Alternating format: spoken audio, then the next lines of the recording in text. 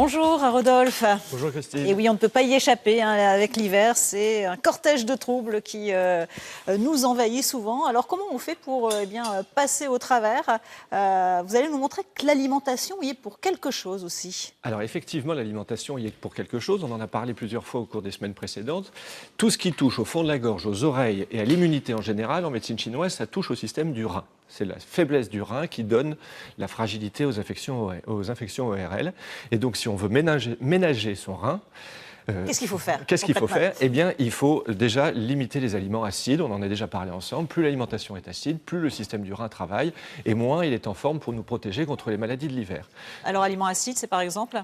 Donc, ce sont les laitages, le gluten, les viandes grasses, les mauvaises graisses, les mauvais sucres, les sodas, les sucreries, etc., etc. Vous retrouverez le régime anti-acide sur le site de France 3. Voilà, dont vous aviez déjà parlé. Voilà. Par contre, on privilégie, c'est la période de l'hiver, donc c'est la période des agrumes. Ça, on peut y aller vraiment sans modération, on va dire? Sans modération, contrairement aux idées reçues, les agrumes ne sont pas acides.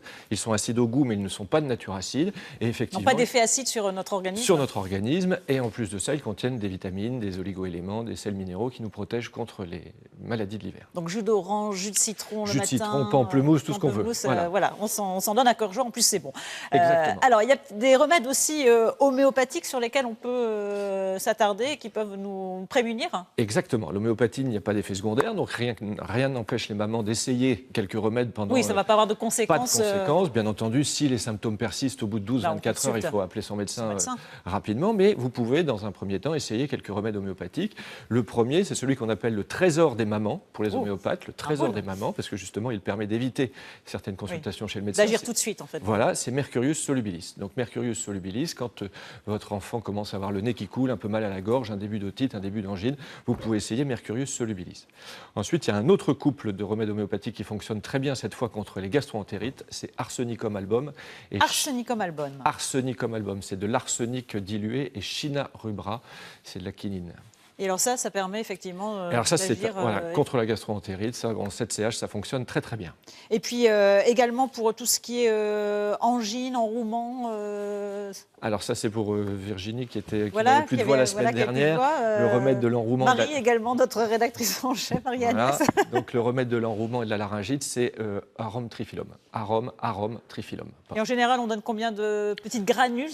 Alors ça n'a pas beaucoup d'importance, mais vous pouvez donner 3-4 granules 5-6 fois par jour en 7CH. Et puis en prévention de la grippe aussi, parce que la grippe, l'épidémie de la grippe est là aussi. Alors en prévention de la grippe, influenzinum 9CH, vous pouvez aller voir votre pharmacien, il connaît ça très bien. Ça peut être en complément de la vaccination classique, ou si vous avez des contre-indications à la vaccination, vous pouvez prendre que ce remède. Les oligo-éléments peuvent aussi avoir un effet préventif Effectivement, alors ce sont les associations d'oligo-éléments qui contiennent du cuivre, donc on a soit manganèse cuivre, soit cuivre or argent.